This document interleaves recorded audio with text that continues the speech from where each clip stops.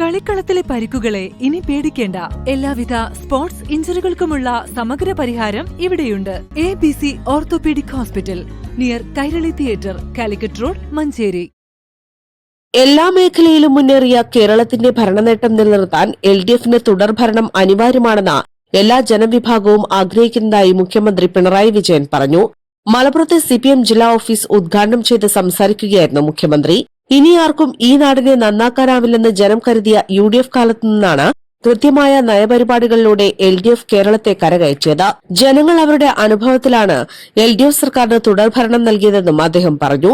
വികസന തുടർച്ചയ്ക്ക് തുടർഭരണം വഴിയൊരുക്കി. അസാധ്യമെന്ന് കരുതിയിടത്തു നിന്നാണ് കേരളത്തെ നിക്ഷേപ സൌഹൃദ സംസ്ഥാനമാക്കിയത്. നിക്ഷേപ സൌഹൃദ റാങ്കിങ്ങിൽ കേരളം 1ാം റാങ്ക് നേടി. ഉറപ്പോടെ നിക്ഷേപിക്കാൻ കഴിയുന്ന ഏക സംസ്ഥാനമെന്ന പദവി കേരളം നേടിയെടുത്തു. വർഗീയ സംഘർഷങ്ങളില്ലാത്ത നാടായി കേരളത്തെ മാറ്റി. വർഗീയ ശക്തികൾ തലപൊക്കിയപ്പോൾ സർക്കാർ കർശന നടപടി സ്വീകരിച്ചു. വർഗീയതയോട് വിട്ടുവീഴ്ചയില്ലാത്ത സമീപനം സ്വീകരിക്കുന്ന ഇടതുപക്ഷ മുന്നണി കേരളം ഭരിച്ചതുകൊണ്ടാണ് ഇത് സംഭവിച്ചത്. രാജ്യത്ത് ഭരണതലത്തിൽ അഴിമതി ഏറ്റവും കുറവുള്ള സംസ്ഥാനമായി കേരളം മാറി.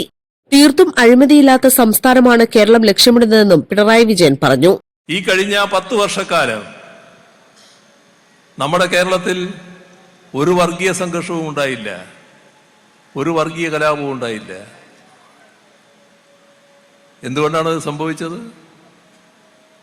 കേരളത്തിൽ വർഗീയ ശക്തികളൊക്കെ ഇല്ലാതായോ? കേരളത്തിലല്ലേ ചില വർഗീയ ശക്തികളുടെ ഏറ്റവും കരുത്തുറ്റ സംഘടന പ്രവർത്തിക്കുന്നത് എന്ന് അവരവകാശപ്പെടുന്നത്. അവരടക്കമുള്ളവർക്ക് തല പൊക്കാനായില്ല.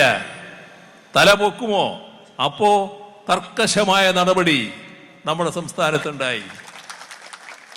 അതിന്റെ ഫലമാണ് ഇവിടെ ഏതെല്ലാം തരത്തിലുള്ള വർഗീയ അസ്വാസ്ഥ്യങ്ങൾ ഉണ്ടായിട്ടുണ്ട്, കലാപങ്ങൾ ഉണ്ടായിട്ടുണ്ട്, സംഘർഷങ്ങൾ ഉണ്ടായിട്ടുണ്ട്. എത്ര പേരുടെ ജീവൻ നഷ്ടപ്പെട്ടിട്ടുണ്ട്, എത്ര പേർക്ക് മാരകമായ പരിക്കേൽക്കേണ്ടി വന്നിട്ടുണ്ട്. എത്രയോ വീടുകൾ, സ്ഥാപനങ്ങൾ, ആരാധനാലയങ്ങൾ എല്ലാം ആക്രമിക്കപ്പെടുകയും കവരുകയും ചെയ്ത അവസ്ഥയുണ്ടായിട്ടില്ലേ? അതെല്ലാം നടന്ന നാടല്ലേ നമ്മുടെ നാട്. ആ നാട്ടിലല്ലേ 10 വർഷക്കാലം ഒരു തരത്തിലുള്ള വർഗീയ അസ്വാസ്ഥ്യവുമില്ലാതെ നാട് കഴിയുന്നത്.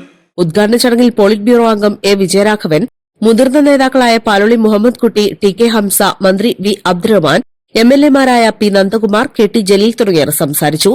ജില്ലാ സെക്രട്ടറി VP അനിൽ സ്വാഗതവും ജില്ലാ സെക്രട്ടേറിയറ്റ് അംഗം KP അനിൽ നന്ദിയും പറഞ്ഞു.